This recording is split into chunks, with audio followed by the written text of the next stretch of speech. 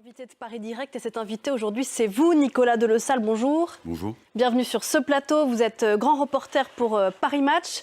Vous publiez Valse russe chez Jean-Claude Lattès, le récit de votre guerre en Ukraine et de vos guerres intérieures. On va y revenir dans un instant. Quelques mots d'abord du Proche-Orient qui domine l'actualité ce matin encore, si vous le voulez bien.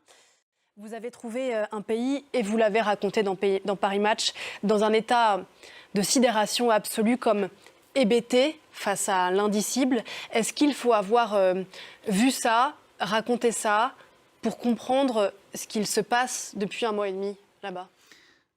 Votre métier à vous, Nicolas Delessal, c'est de figer les faits dans le récit. Est-ce qu'il y a quelque chose de désespérant ? Et je vous pose la question parce qu'on se l'est posé nous aussi, depuis nos studios ici, depuis le début du conflit. Quelque chose de désespérant à voir que les faits sont remis en doute en permanence. En permanence et de plus en plus, notamment avec les réseaux sociaux, il y a une défiance généralisée.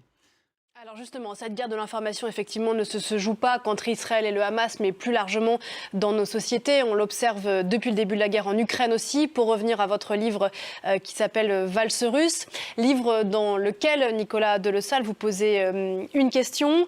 Comment on fait quand on est grand reporter, c'est votre cas, pour raconter une guerre dans laquelle le pays agresseur est le sien ? Car vous êtes d'origine russe, ce sont vos racines, c'est votre famille. Et ce 23 février 2022, vous êtes en Ukraine.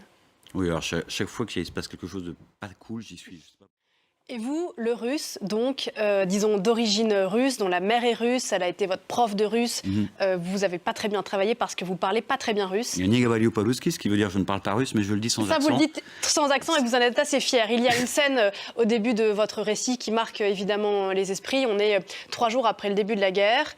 Et pour la première fois de votre vie, vous allez, alors que vous, disons, vous essayez Je protège ma mère. Voilà, vous protégez votre mère à chaque fois que vous partez en reportage. Et là, vous allez la faire rentrer dans votre guerre. Racontez-nous. Ma mère est une russe blanche un peu extravagante. Ça s'effondre pour vous comme pour elle, à l'autre bout du fil. Elle est en France à ce moment-là.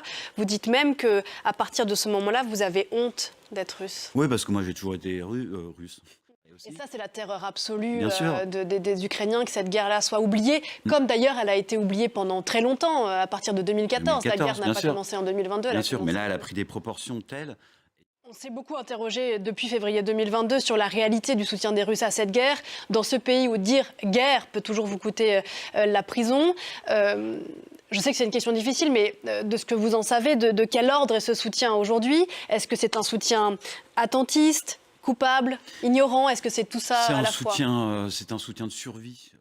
Qu'auraient pensé vos grands-parents qui étaient russes, qui se sont rencontrés dans cette merveille architecturale de la rue à Paris, la cathédrale orthodoxe, qui sont enterrés aujourd'hui au Père-Lachaise ? Vous racontez dans le livre que depuis le début de la guerre en Ukraine, vous n'avez pas pu aller sur leur tombe, où vous alliez souvent. Le livre a été publié il y a quelques mois, donc êtes-vous retourné Oui, j'y suis sur leur tombe ? j'y suis retourné. Ils font la gueule. Je sens qu'ils font la gueule, je sens qu'ils se disent on a bien fait de partir. Valse russe, donc, c'est chez Jean-Claude Lattès. On y croise vos grands-parents, votre mère, parce que c'est aussi, et peut-être ce qui, moi, m'a touché le plus, cette déclaration d'amour magnifique à l'égard de votre mère. Aussi un duo incroyable entre un vieil Ukrainien et son prisonnier russe. Membre de Wagner, c'est chez Jean-Claude Lattès. Merci beaucoup, Nicolas Delessal, d'être venu nous en parler ce matin.